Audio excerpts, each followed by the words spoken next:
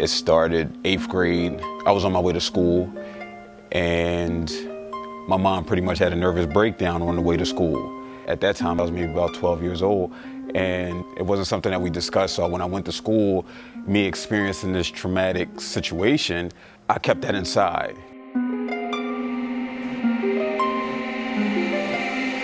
That was probably the first time that I recognized that I wasn't coping and dealing with it. But again, at that age, I didn't know what name to put on it.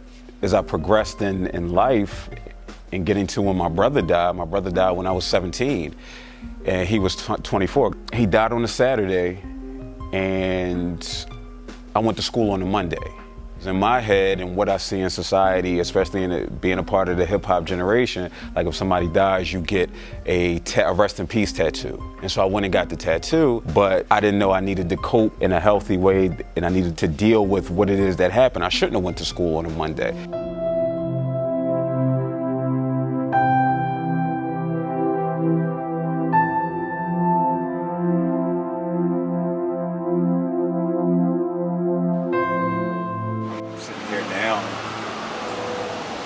Heart hurt, I'm sitting here heart hurt because I know this is where I experienced probably one of the most traumatic experiences of my life. And like just stepping foot on the ground brought out tears.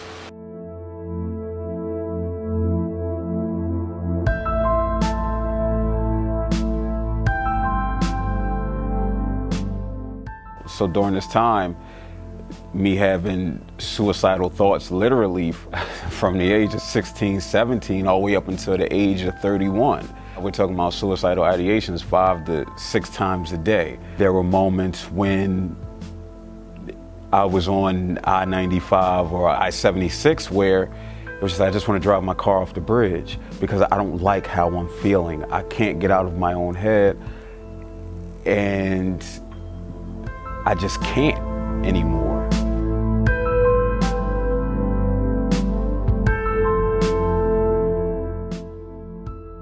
I lift weights, I'm a competitive power lifter, but I had hurt my shoulder, and I went to my primary care physician to get my shoulder checked out. It was time for a physical anyway, so I just got a full physical. And in the midst of him asking me questions, he was like, well, do you think you're depressed? Just out of nowhere. And I know it's the checklist that they go through. And it was just like the weight came off my shoulders. It was like, yeah, I am. So we went through the checklist. He was like, okay, it seems like you're moderately depressed. And again, that's just a snapshot of 5 minutes and a few questions being asked. He didn't understand. First, he didn't know my background and how I knew that I was clinically depressed based off my experiences, based off my knowledge base with regards to clinical depression. So he prescribed me some medication, and that helped. That helped me. The suicidal thoughts that I talked about having for 10, 12 years, they just disappeared. And so despite having this knowledge base of a bachelor's and master's in social work, working as a therapist, I neglected to recognize that part of the depression and anxiety was the fact that you do perseverate on thoughts, whether it's true or not. There may be a chemical imbalance that's causing what you're experiencing. And once I started taking that, it was like a new lease on life. That's why I walk around wearing this shirt. Man, I could care less.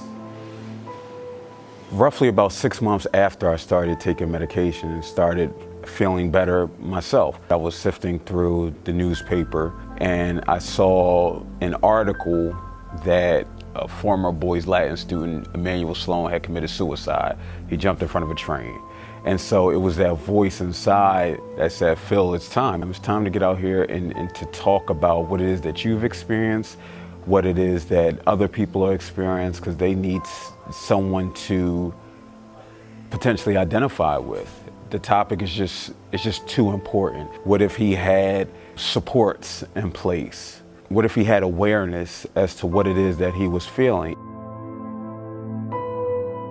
Quantify is just the name, but it gets put on like governmental paperwork. But is Phil somebody who cares about somebody's well-being, whether it's just one person or whether it's 100 people, and providing them with not only the awareness, but the resources that will be beneficial for them in the long run.